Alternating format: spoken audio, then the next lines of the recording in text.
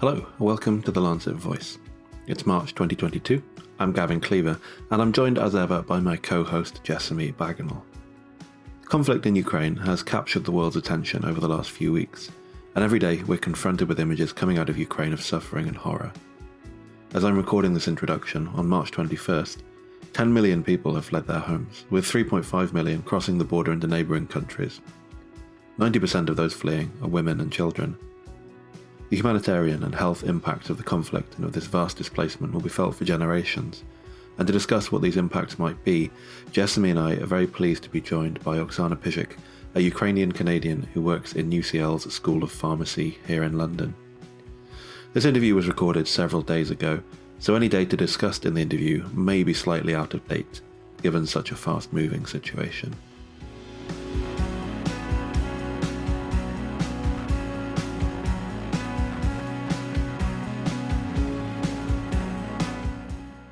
Oksana, thanks so much for joining us today. It's really valuable to have you and your voice on the podcast. We can just kick off, I guess, by you telling us a little bit about your kind of role at UCL and your background. And of course, you've been such a prominent voice during the COVID pandemic for the last 2 years as well. But we're here today to talk about Ukraine. But perhaps, tell us kind of the roller coaster you've been on for the last few years. Yes, of course. So I am the global engagement lead at UCL School of Pharmacy. I'm also a global health lecturer there. And in 2015, I launched the Global Citizenship Program with a focus on outbreaks. And then that, as over the past 2 years, has kept me very busy with the COVID-19 response. But in general, I also lead on the global health curriculum development from a teaching perspective at UCL School of Pharmacy. I'm a pharmacist myself. I sit on the board of trustees for the Commonwealth Pharmacists Association, and I advise them on wider global health issues. And given the course of events over the last 3 years, I found myself more and more bringing these topics to wider general audience to help them understand how our individual impacts add up to a wider global health response, particularly with other issues, including climate change. So obviously we're here to talk about the conflict in Ukraine. So, how are you feeling? Well, I'm Ukrainian Canadian, so this really hits home for me. I have both family and friends in Ukraine. They have remained in Ukraine, but moved towards Lviv, which is in the western part of the country, mostly because they want to contribute to the response. So they are also participating in running the medical facilities there, et cetera, and all the need, which is so great on the ground at the moment. It's difficult to put it into words, really. I'd say it's sort of the fight or flight response, even though I'm here, I'm in London, I'm in safety, but also feeling helpless about the situation, watching it unfold. It's been really difficult, but I'm just so deeply proud of the heroism and bravery shown by the Ukrainian people. And I'm trying not to pour that anger and outrage and despair into productivity and liaising with the communities here in terms of rallying funds and getting journalists to connect with people on the ground so that it's being the situation about how it's impacting the local populations and all across the country is being covered. I think that's really important with the issue of misinformation and particularly where censorship has become so extreme under the Russian regime. So we really do need to try and get those voices amplified as much as possible and just volunteering as much as possible to give aid and ensuring that there are safe humanitarian corridors for WHO and UN staff to deliver supplies, medicines, everything. And so I think despite having as many people of Ukrainian heritage or not, it's been such a anxious time with really a leader who is willing to include a nuclear threat. I think most are watching in horror at everything that's unfolding. Do you think this is just going to get worse? And are you aware of the types of health interventions that are trying to be put in place for some of these hospitals in Ukraine in terms of moving patients out? We hear stories of people, moving children and patients, trying to get them out and not necessarily being able to. Can you provide us some information on that? Well, the ceasefire has not been respected, and the humanitarian corridors have also not lived up to that promise.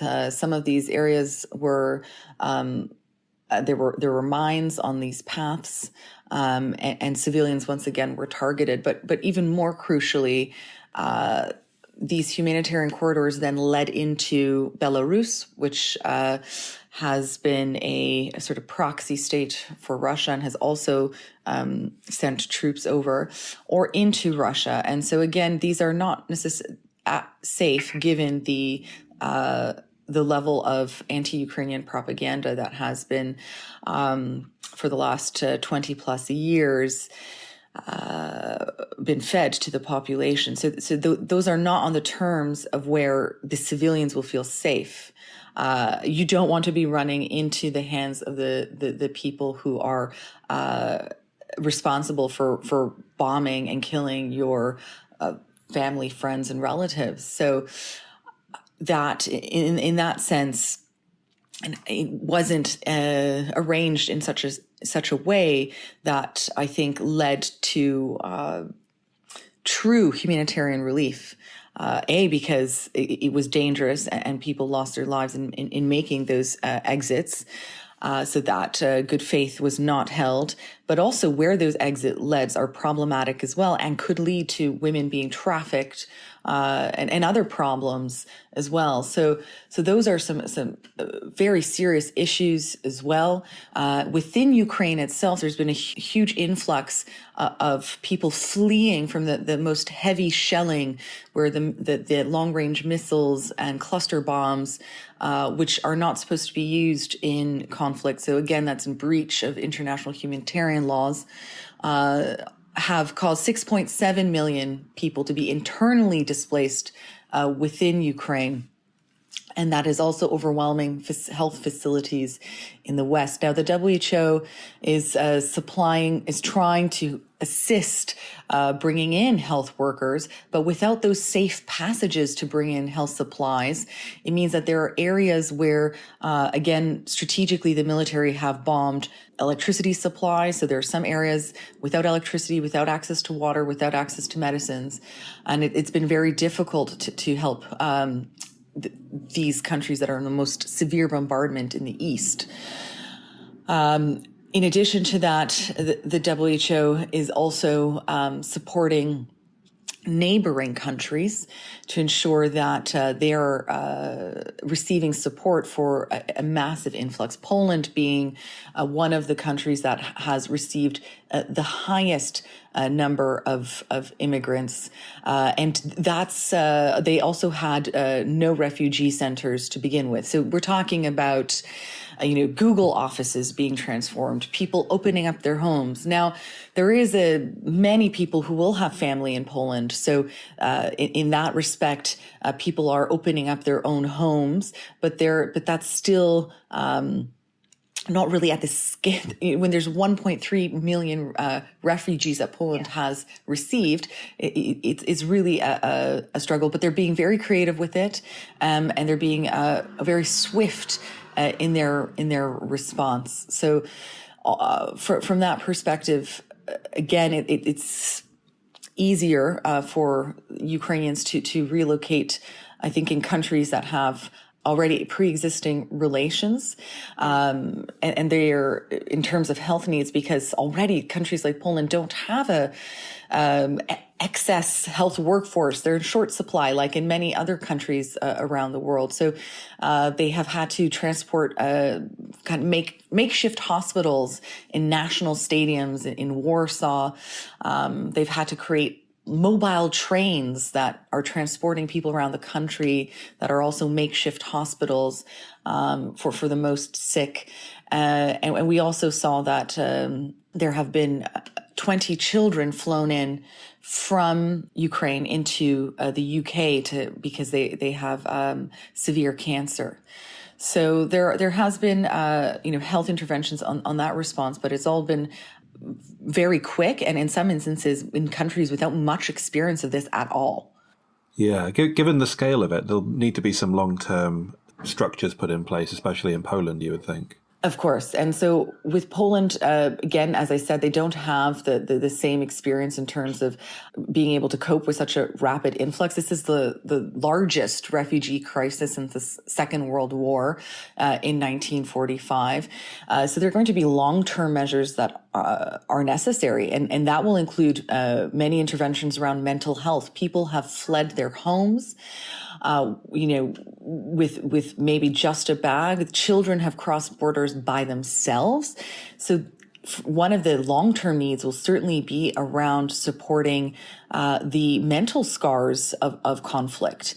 And that will include support for trauma and counseling and continuation of care specifically for women and children, because these are mostly the refugees that we see are crossing. So a focus on sexual and reproductive health, also ensuring that many children who will have not had their routine immunizations delivered. So all of that, following up with patients, screening patients, ensuring that they have access to vaccines, all of that will be required from not just Poland, but all of the communities that welcome in Ukrainians. And that process is obviously kind of ramping up now, and is going to have to continue ramping to get to the kind of scale and level where we're able to deal with those interventions. Do you feel that from a kind of global point of view, there's the same focus and solidarity on trying to action some of those strengthening of the health systems surrounding Ukraine and directly within Ukraine in terms of health, as there is, say, of, talking about sanctions and business assets and freezing things? Or do you think that the focus needs to change a bit and we need to talk more about this? I feel like we need to talk more about it. Well, I think we need to be doing everything that we can. So there's going to be the short, medium, and long-term aspects towards providing support. I mean, sanctions are one way of not only trying to put additional pressure for Putin to stop this war, but also to galvanize the Russian population, because it will now impact their daily lives. A vast number of corporations have closed their doors.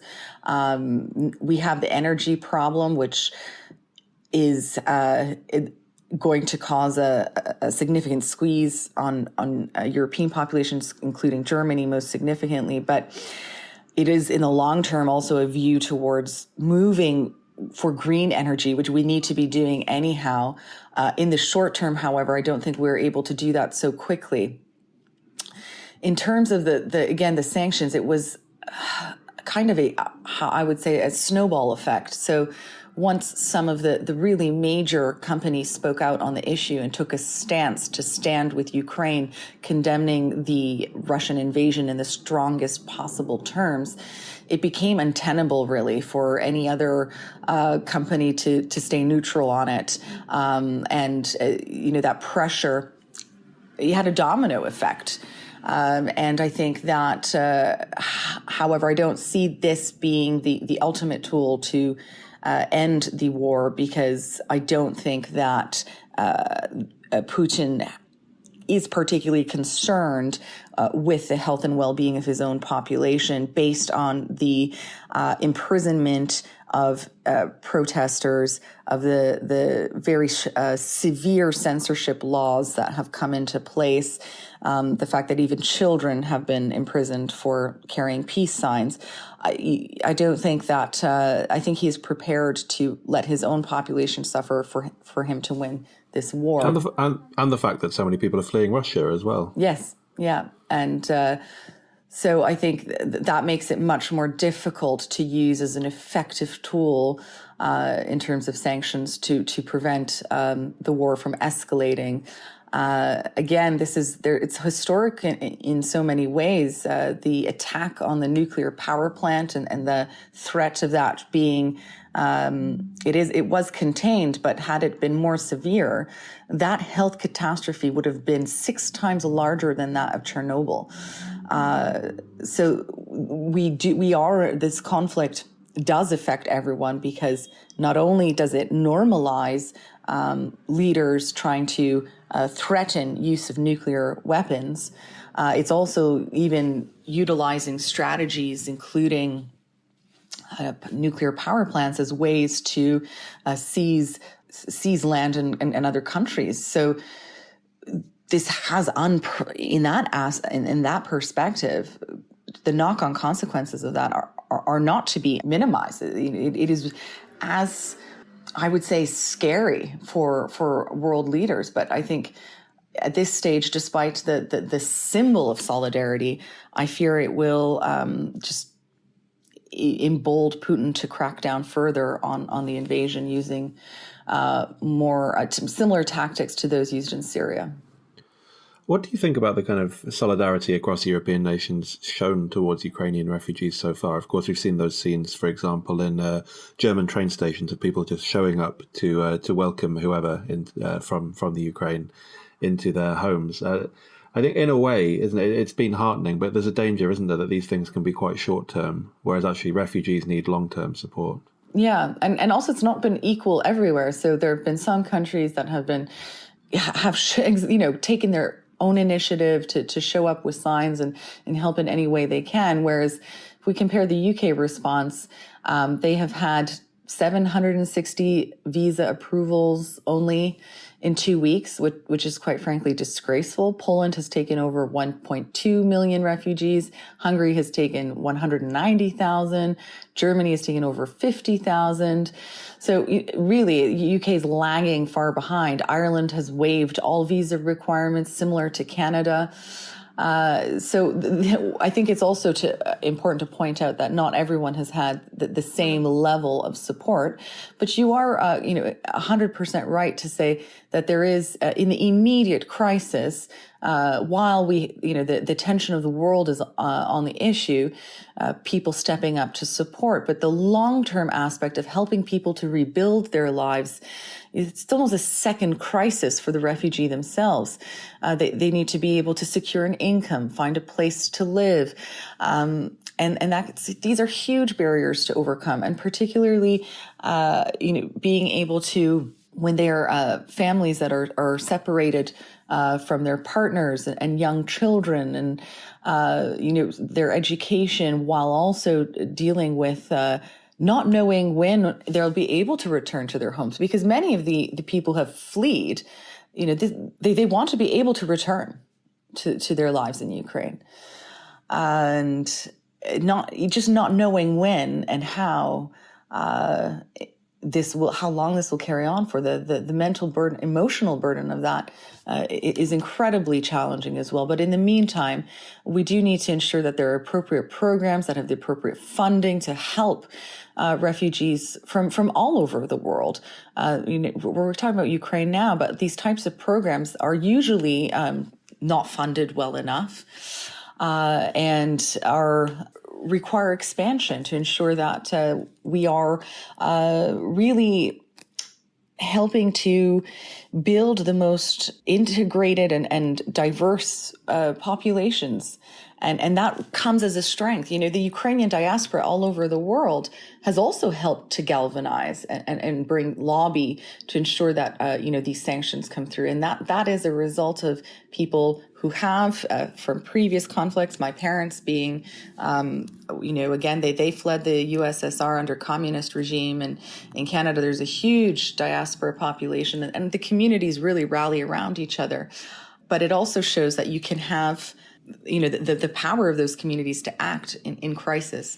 But it's we need everyone to stepping up to that as well. There's obviously going to be lots of sort of consequences of this, and maybe you've touched on it already, talking about the sort of nuclear aspect. But I mean, what are some of your biggest concerns? Well, I think it sets precedent that, the international community will not act when there is an aggressor. As you say, there isn't a justification for the invasion that is valid, and that has been widely condemned by the United Nations. I believe 141 votes supporting Ukraine and dismissing the Russian claims. So there is globally, I think, a strong condemnation of any country to interfere with the right of another country's self-determination. It is really only up to Ukrainians to decide whether they are looking for a future with a free press, with democracy, with free elections. I was actually in Kyiv when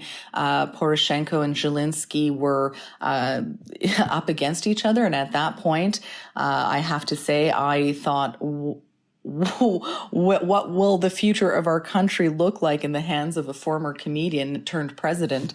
So I was dismayed, but I have to eat my words now, because President Zelensky has really emerged as a not only brave, but a man of integrity and standing amongst his people. And I think contrasting that leadership against seeing Putin and his ridiculous long table and his flight attendants flocked around him in a sham press conferences, you can just see the style of leadership being from Zelensky rallying, uniting people together without this sense of a hierarchy, to the most strictest sense of command chain hierarchy based society. And I think that's why the Russian soldiers are also losing a lot of morale, because they're invading a country that doesn't want to be taken over and fall under the Iron Curtain again. So people from all over the world have actually come back to sort of defend the right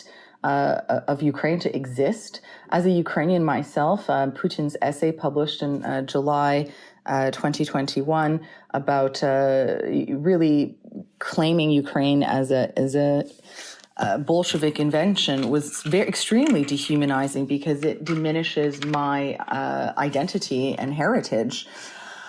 And I think that is why there is despite it being a David versus Goliath story, the resistance is so strong, because it's for something much greater at stake. And that is that it really, you cannot, it is up to the people of a country to decide their own future. And I think that has rung so much with the international community in terms of what is right and what is wrong.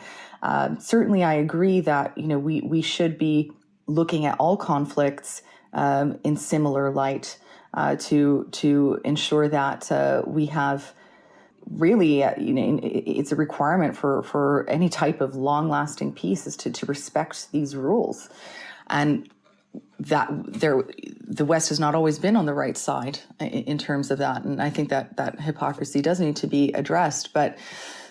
I don't think this is just about, Europe had 2 world wars, and those scars are still within our generation. So I think the emotive response of a war in Europe is also due to the reverberation of all of the experiences that have, through generations, been passed on in continental Europe as well as in the UK.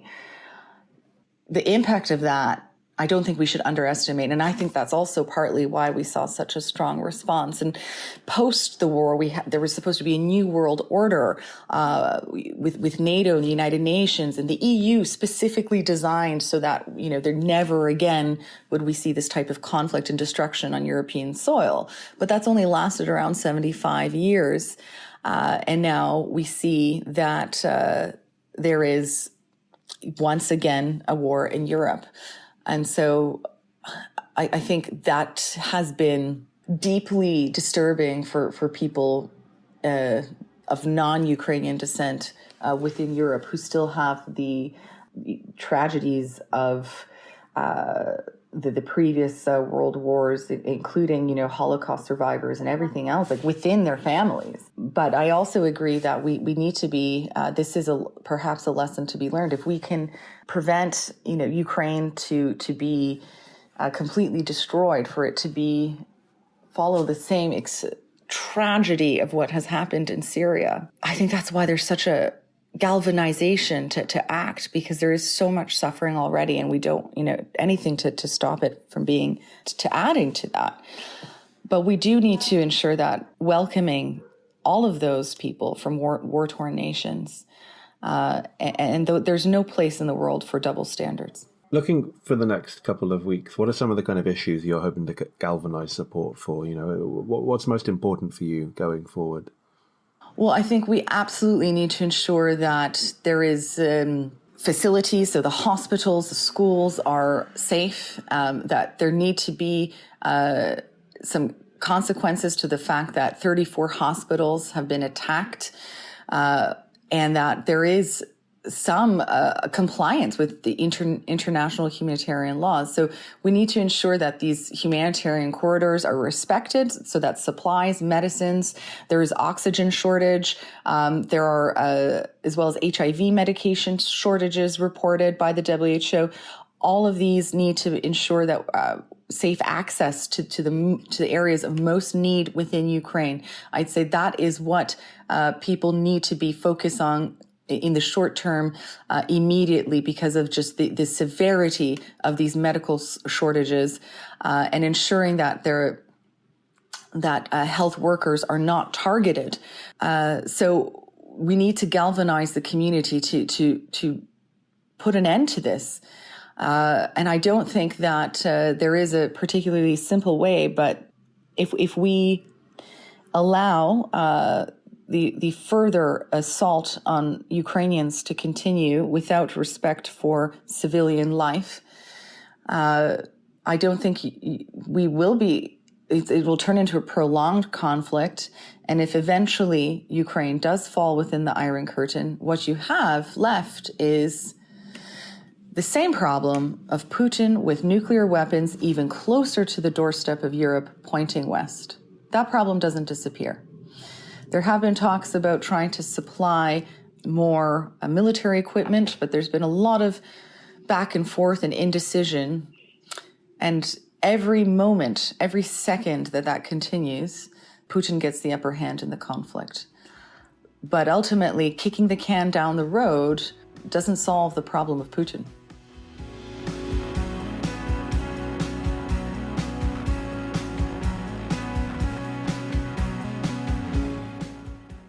That's it for this episode of the Lancet Voice. We're publishing a lot of content on the conflict in Ukraine, which you can find by going to our website, thelancet.com, where you'll see it on the homepage.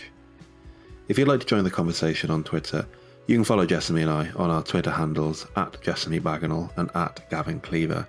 Thanks for listening, and we'll see you again soon.